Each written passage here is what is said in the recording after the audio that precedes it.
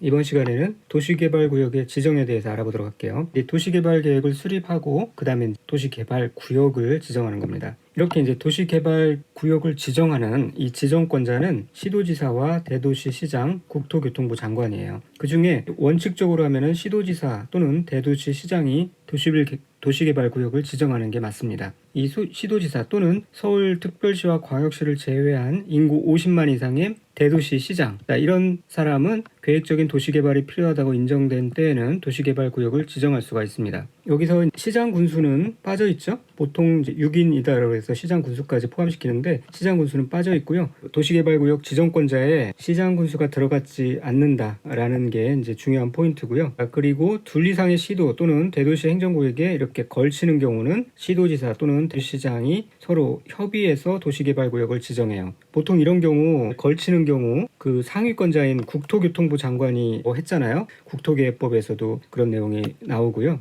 그런데 여기서는 상위권자의 국토교통부 장관이 아니라 그냥 이 시도지사와 대도시시장들이 협의해서 도시개발구역을 지정한다라는 것이 특징적인 내용이죠. 이 부분까지 정확하게 알아두시고요. 예외적으로 이제 국토교통부 장관이 도시개발구역을 지정할 수 있는 경우를 살펴볼게요. 자, 이 부분도 시험에 자주 나오니까 중요한 부분입니다. 꼭 같이 잘 알고 계셔야 되는데, 먼저는 관계 중앙행정기관의 장이 요청하는 경우, 그 다음에 국가가 토지개발 사업을 실시할 필요가 있는 경우, 그 다음에 공공기관의 장 또는 정부 출연기관의 장이 30만 제곱미터 이상으로서 국가계획과 밀접한 관련 있는 도시개발구역의 지정을 제한하는 경우, 그 다음에 둘 이상이 걸치는 경우로서 시도지사와 대도시장이 협의가 성립되지 않는 경우, 아까 협의한다는 내용이 바로 나왔었죠. 그런데 그 협의가 성립되지 않는 경우 이제 국토교통부 장관이 한다는 거예요. 그러니까 1단계로는 먼저 이렇게 협의를 해야 되는 거고요. 바로 그냥 협의 없이 국토교통부 장관에 넘기는 게 아니라 협의를 해야 되고, 협의가 안 될 때 이때 이제 국토교통부 장관으로 넘겨서 국토교통부 장관이 지정할 수 있도록 하는 겁니다. 그 다음에 또 어떤 경우는 천재지변이나 그 밖의 사유로 인해서 도시개발 사업이 긴급히 필요한 경우, 이런 경우 이제 국토교통부 장관이 도시개발구역을 지정할 수 있는데요. 이 내용을 이렇게 키워드를 따서 암기해 두셔도 되겠습니다. 국토교통부 장관은 중국공정,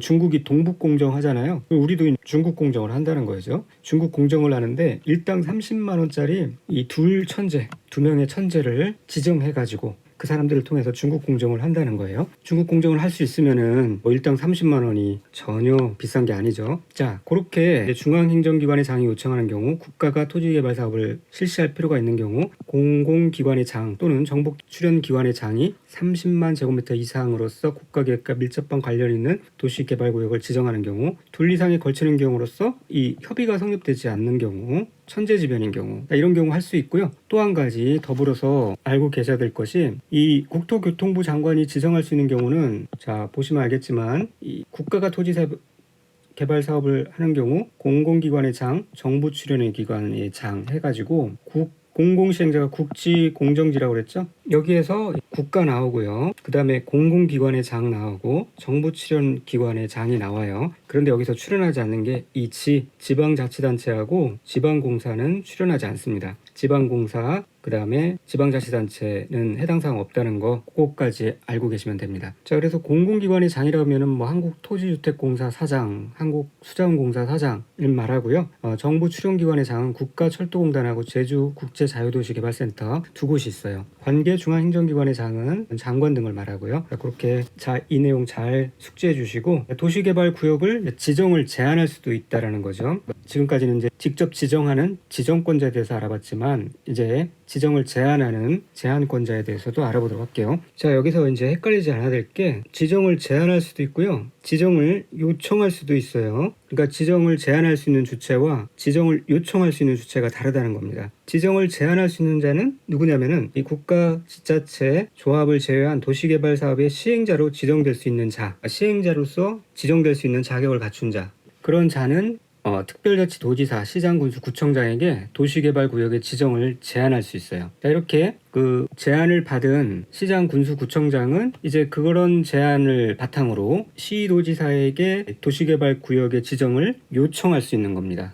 그래서 이 제안과 요청이 다른 부분이니까 헷갈리지 않고 잘 의미를 파악하시길 바랍니다. 자, 그런데 이제 지정을 이렇게 제안할 때 에도 만약에 공공기관의 장이나 정부 출연 기관의 장이 30만 제곱미터 이상으로서 이 국가계획과 밀접한 관련이 있는 개발구역의 지정을 제한하는 경우에는 특별자치도지사, 시장군수, 구청장에게 하는 게 아니라 국토교통부 장관에게 직접 제한을 할 수도 있어요. 그리고 둘리상의 시군구에 걸치는 경우 면적이 가장 큰 행정구역의 시장군수, 구청장에게 도시개발구역 지정 제안서를 제출해야 되고요. 이때 만약에 이 지정을 제안하는 자가 민간사업 시행자인 경우, 그런 경우는 토지 면적의 3분의 2 이상에 해당하는 토지 소유자의 동의를 받아야 된다. 그런 조항도 있습니다. 그리고 이제 이런 식으로 받은 제안을 시장, 군수, 구청장이 시도지사에게 도시개발구역의 지정을 요청하는 겁니다. 자, 이들은 바로 위에 상위권자인 시도지사에게 요청하는 것이지 국토교통부 장관에게 요청하는 게 아니고요. 그리고 여기서 보시면, 자, 시장이라고 할 때 대도시장은 제외했죠. 대도시장은 직접 지정권자에 해당되고요. 자, 그리고 이 구청장은 자치구의 구청장을 말한다고 했는데요. 자치구의 구청장은 특별시나 광역시의 자치구, 구를 말해요. 그거를 이제 자치구라고 하고요. 이 사람들은 이제 지방선거로 선출이 되죠. 그래서 서울 강서구청장, 부산의 수영구청장 이런 사람들을 말해요. 반면에 자치구청장이 아니라 일반구청장은 도 소속의 일반 구가 있죠. 이 사람들은 이제 시장이 임명해요. 그래서 자치구의 구청장하고 다르죠. 예를 들면 수원 건선구의 구청장, 청주 상당구의 구청장 이런 사람들이 이제 일반 구청장에 해당됩니다.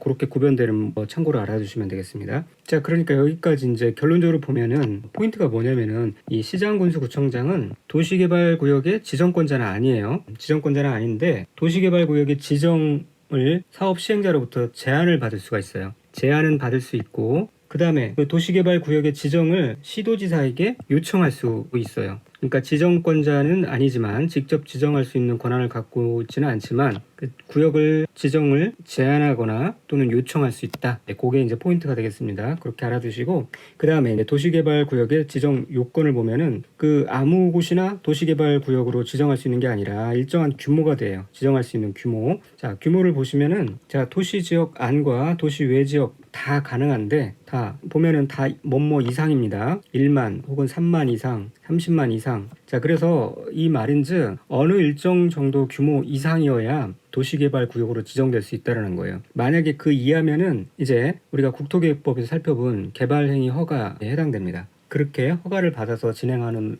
되는 것이고요. 일정 규모 이상일 때에 도시개발구역으로 지정받아가지고 공적 개발이 이루어질 수 있도록 그렇게 하는 겁니다. 자, 그러면 도시지역 안에서는 어떤 규모가 필요하냐면은 주거지역, 상업지역, 생산녹지지역, 자연녹지지역일 때 1만 제곱미터 이상이어야 돼요. 자, 여기서도 지난번 살펴본 대로 생산녹지지역은 약간 더 까다로운 조건이 필요하다고 그랬죠. 왜냐하면 이게 농업 생산을 위한 곳이니까요.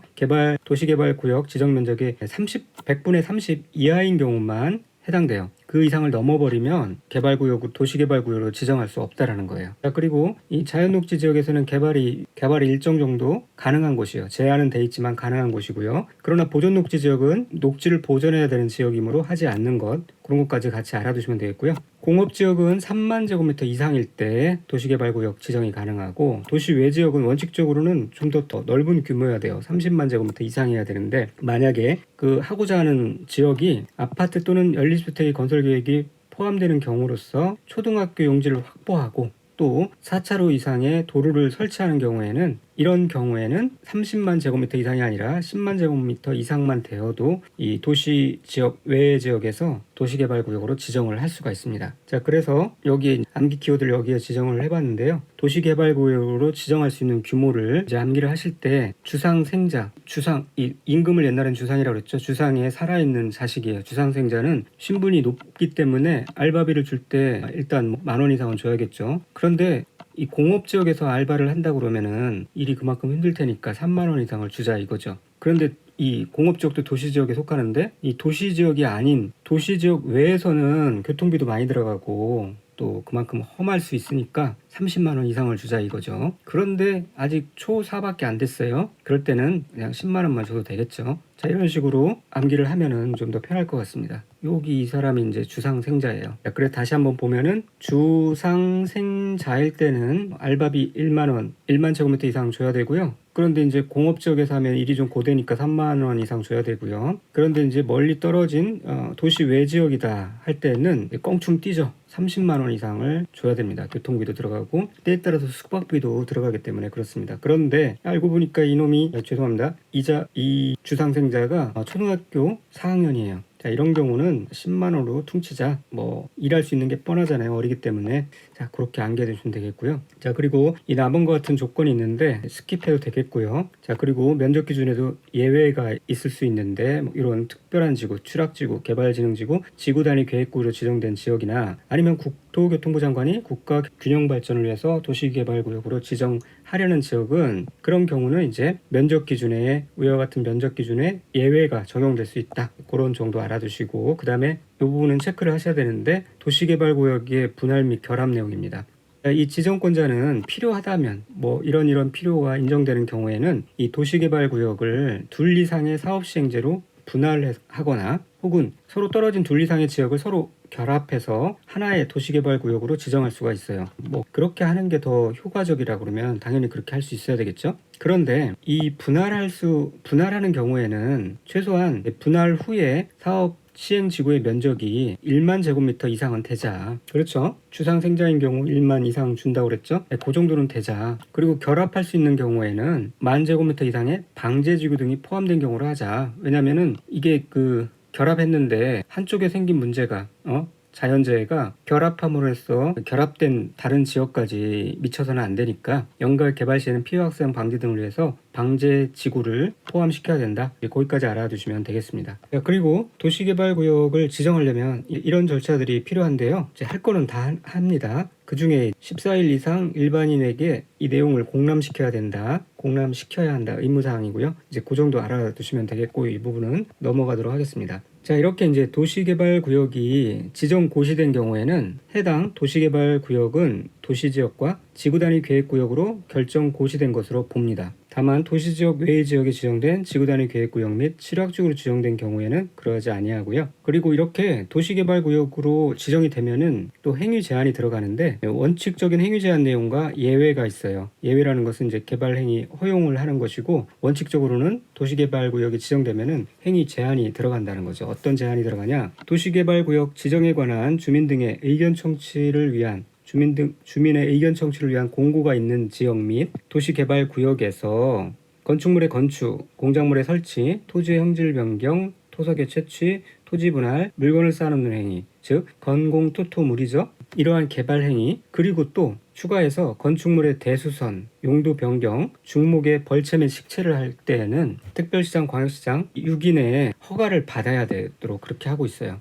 그러니까 도시개발구역으로 지정해서 뭔가 계획에 맞춰서 규모 있게 싹 그 구역을 바꿀 것인데 그 안에서 뭐 주민들이 건축물을 건축한다든지 공작물 설치한다든지 등등등 혹은 또 건축물을 대수선한다든지 용도 변경한다든지 중목의 벌채 및 식채를 한다든지 이렇게 하면은 상황이 복잡해질 수 있잖아요. 그 행위 자체가 도시개발 계획에 장애가 될 수도 있고 또 어떤 경우는 그 주민들이 뭔가 보상을 노리고 의도적으로 이런 것들을 해서 향후 보상 시에 유리한 환경을 조성하려고 하는 경우가 많아요. 그래서 이런 것들을 하려면 반드시 필요한 경우에는 이제 못하도록 허가 제도를 운영하는 겁니다. 자, 여기서 또 같이 알아둬야 될 게 토지 합병은 허가 대상이 아니라는 거. 그냥 토지 합병은 단순히 그 경계의 선을 없애버리는 거니까 뭐 전혀 도시 개발 계획과 어떤 상충이 되지 않는 거죠. 특히 좀 주의 깊게 보여야 될 부분이 대수선이에요. 이 대수선 같은 경우는 다음에 이루어진 도시정비법에서는 행위 제한 내용이 없습니다.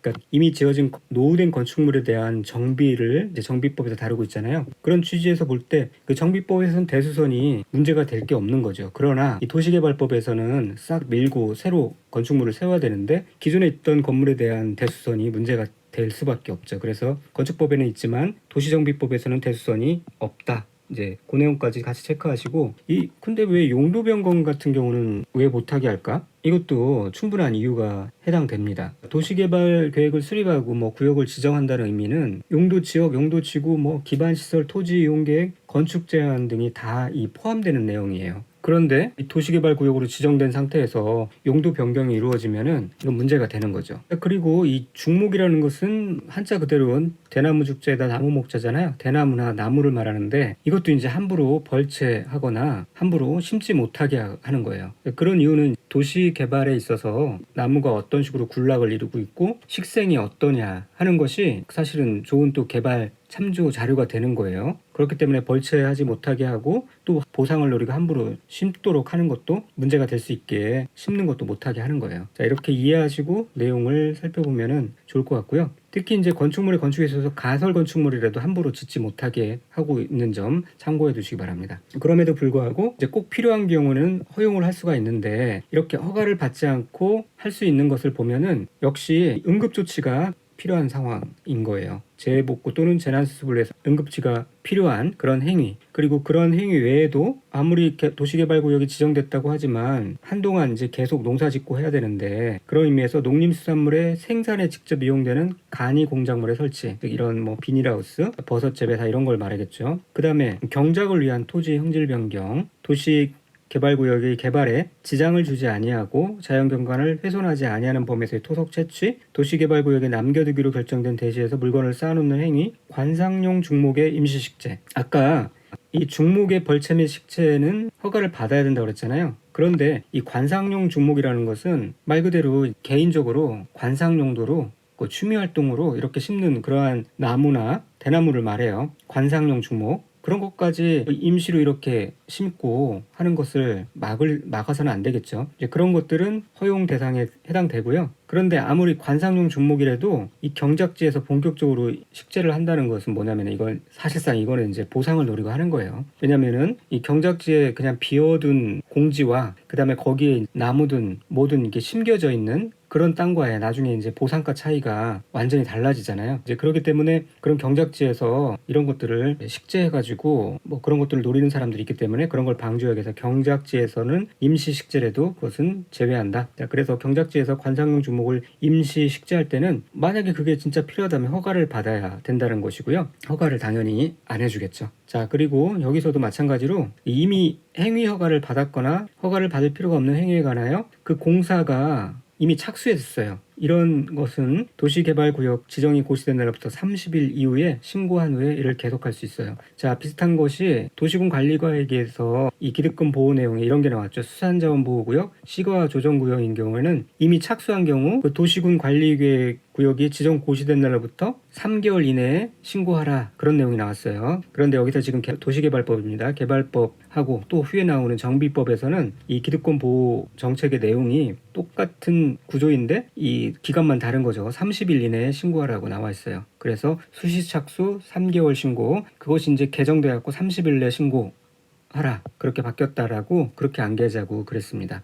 같이 알아두시고요. 자, 그 다음에는 이제 도시개발구역의 지정의 해제에 대해서 보겠습니다. 도시개발구역이 지정돼서 해제가 되는 것은 보면은 내용이 다 정상적으로 끝나서 그래서 해제되는 경우가 있을 수 있고, 그 다음에 중간에 어떤 사유가 있어서 그래서 중도에 해제되는 경우가 있어요. 어쨌거나 해제 사유가 발생하면은 그 다음 날 해제된 것으로 보는데, 원칙과 예외가 있고요. 원칙적으로는 이런 사유가 있습니다. 도시개발구역이 지정 고지되는 날부터 3년이 되는 날까지 도시개발 사업에 관한 실시계획의 인가를 실시하지 않아요. 그러면 그 3년이 되는 날에 다음 날에 해제된 것으로 봅니다. 자, 이거는 이제 중간에 이렇게 해제되는 경우를 말하고요. 또는 뭐 수용 방식이나 환지 방식으로 공사가 정상적으로 다 완료가 되었을 경우를 말해요. 수용 방식으로 도시개발 사업의 공사가 완료되면은 그 공사 완료 공고일의 다음 날, 환지 방식은 환지 처분이 되어야 완료가 되는 겁니다. 환지 처분 공고일 다음 날에 해제된 것으로 봅니다. 그 다음에 예외적인 사항으로 보면은 도시개발구역을 지정 고시한 날로부터 2년이 되는 날까지 개발계획을 수립 고시하지 아니하는 경우예요. 그런 경우 그 2년이 되는 날에 다음 날에 해제된 것으로 봅니다. 자, 이게 왜 예외냐면 원래는 개발계획을 수립하고 구지였잖아요. 개발계획을 수립하고 구역을 지정하는데 이제 개발구역을 지정한 이후에 개발계획을 수립하는 그런 경우예요. 그런데 이렇게 지정하고 개발계획을 수립해야 되는데 2년이 되는 날까지 개발계획을 수립 고시하지 아니한 경우는 그 2년이 되는 날에 다음 날에 해제된 것을 보고, 다만 도시개발구역의 면적이 이렇게 330만 제곱미터 이상으로 아주 큰 경우에는 시간적인 여유를 더 줘서 5년으로 합니다. 그리고 또 이렇게 개발 계획을 수립 고시한 이후에 또 3년이 되는 날까지 실시 계획 인가를 신청하지 아니하는 경우, 이때까지 실시 계획 인가를 신청하지 아니하는 경우에는 그 3년이 되는 날에 다음 날에 해제된 것으로 봅니다. 이 경우도 330만 제곱미터 이상인 경우에는 이제 5년으로 보고요. 요 밑에 그림을 보시면서 이해하시면 되겠습니다. 자, 숫자가 나왔는데 3년, 정상적인 경우는 3년, 그 다음에 예외적으로 2년, 3년 이렇게 나왔죠. 그 다음에 지역이 더 큰 경우에는 5년 그렇게 나왔습니다. 자, 그 다음에 이렇게 도시개발구역이 해제됐으면은 해제된 지역을 어떻게 할 것인가? 자, 그 도시개발구역에 대한 용도지역 및 지구단위 계획구역은 이제 해제가 되었으니 그 해당 도시개발구역 지정 전에 용도지역 및 지구단위 계획구역으로 각각 환원되거나 이제 폐지된 것으로 본다. 중도에 해제됐으니까요. 그런데 공사가 완료되었고 정상적으로 이렇게 지정이 의제된 경우에는 위에처럼 환원되거나 폐지된 것으로 보지 아니한다. 자, 이해할 수 있겠죠? 여기까지 해서 내용을 마치고요. 다음 시간에는 도시개발 사업의 시행자에 대해서 알아보도록 하겠습니다. 믿고 따라오시면 단시간에 원하는 점수를 충분히 획득할 수 있도록 그렇게 도와드리겠습니다. 감사합니다.